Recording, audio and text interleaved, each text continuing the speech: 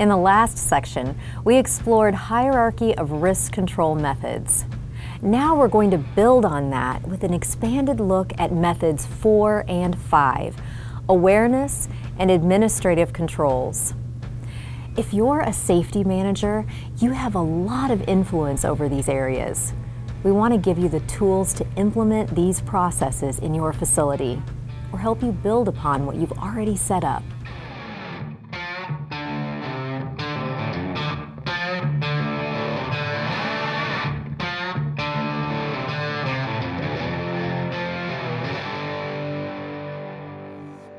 Let's begin with awareness. This hazard control method uses signs or alarms to notify workers of electrical hazards. EBSCO breaks awareness control methods into 3 levels based on who the information is directed at and how it will be used. Level 1 is identified as unqualified basic, and the goal is to help unqualified workers recognize and avoid hazards. Your facility probably has some form of this now. What are some examples? Danger or high voltage decals on electrical room doors, hazard of voltage levels listed on electrical equipment, or clearance distances for panels, generally best shown on the floor around equipment. Level 2 goes more in depth, and we identify it as qualified basic. Level 2 awareness provides the qualified worker with the specifics they'll need to work on or near electrical equipment. A great example is arc flash labeling. Think about the information that's found on arc flash labels, and you'll get level 2. Equipment naming, system voltage, arc flash and electrical shock boundaries, arc flash PPE requirements and feeder information, and lockout/tagout information listed on panels are another form of Level 2 awareness controls. Level 3 we identify as qualified advanced. Level 3 awareness helps qualified workers understand any special circumstances they might face while interacting with electrical equipment. Level 3 is more complicated because it requires more familiarity with equipment. In levels 1 and 2, we know the control should be applied whenever an electrical hazard exists. Level 3 is about knowing if and when a control should be applied. These situations can be rare and can get overlooked. What kinds of situations are we talking about? Dual feeds into same control panel, emergency feeds in distribution panels, listing of additional hazards created when de-energized, or notification of stored mechanical energy when de-energized. Ask your maintenance manager or field staff if there are any additional hazards not currently identified on your equipment to help you with Level 3. Note that awareness alone does not impact the severity of an electrical hazard, but it does help with hazard recognition and avoidance. Because of that, it's important to stay on top of your awareness messaging. Make sure all decals are visible and remove all out-of-date or unnecessary information from the panels. Try not to overload workers with information. Sometimes too much info will desensitize them to the message you're trying to get across.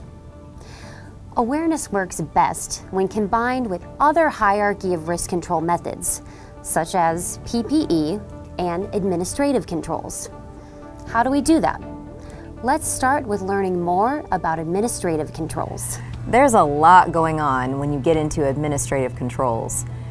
If our goal in this section was to provide you with the regulatory path to meeting compliance, this section would be extremely long or extremely vague. All you have to do is develop solutions for roles and responsibilities, training, procedures,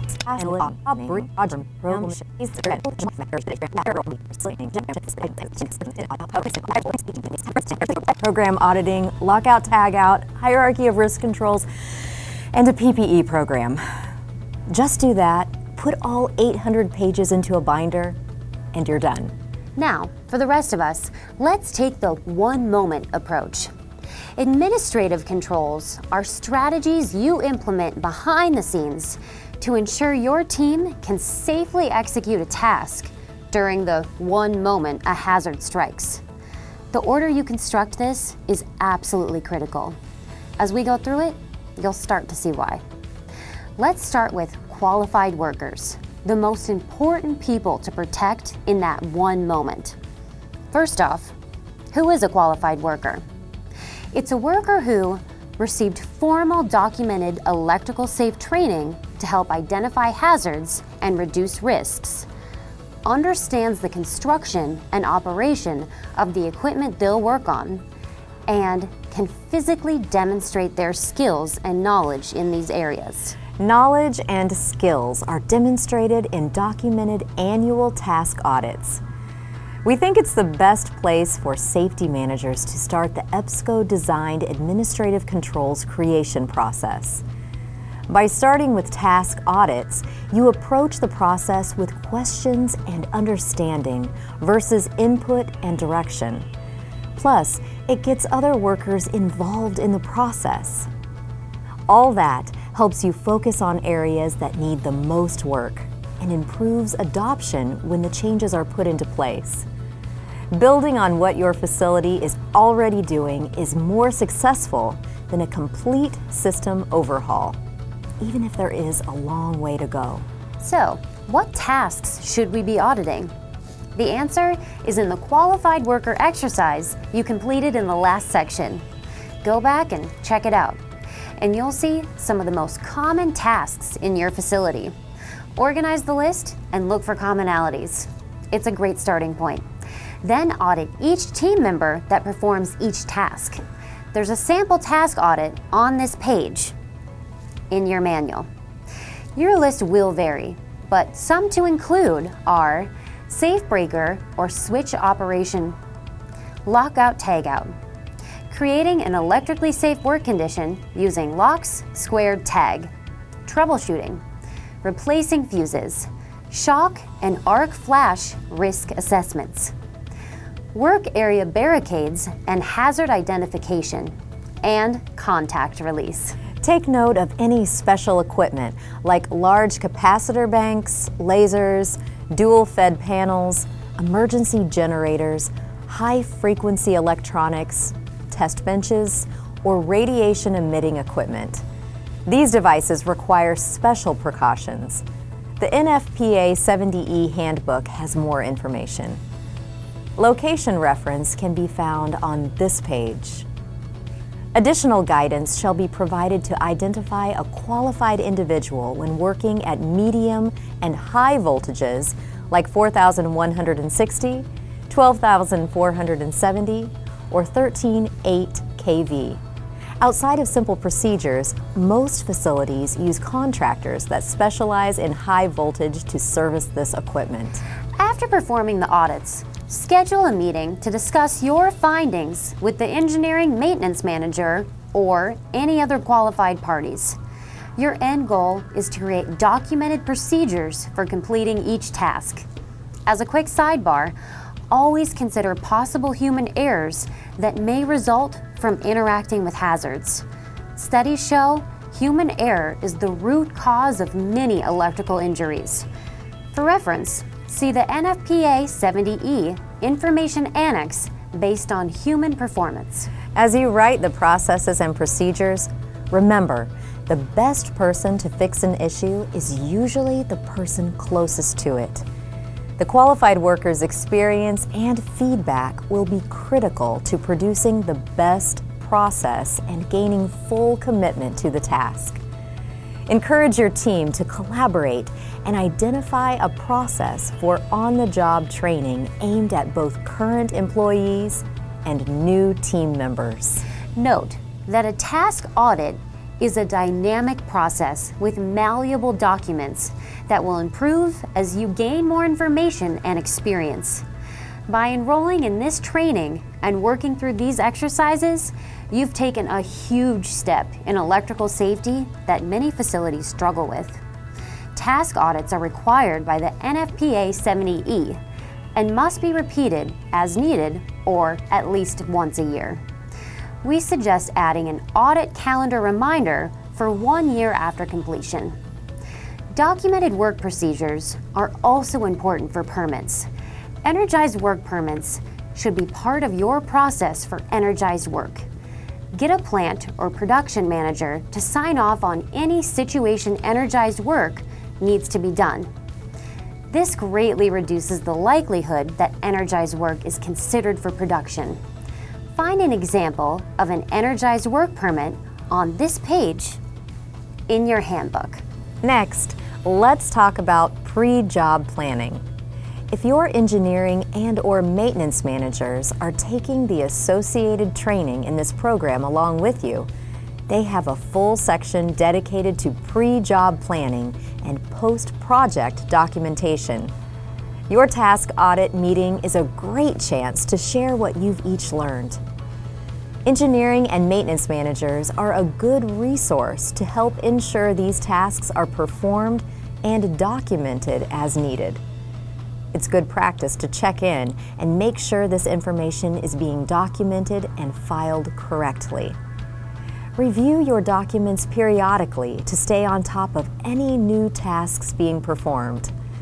There are many different versions of this form, but you can find samples on this page of your handbook.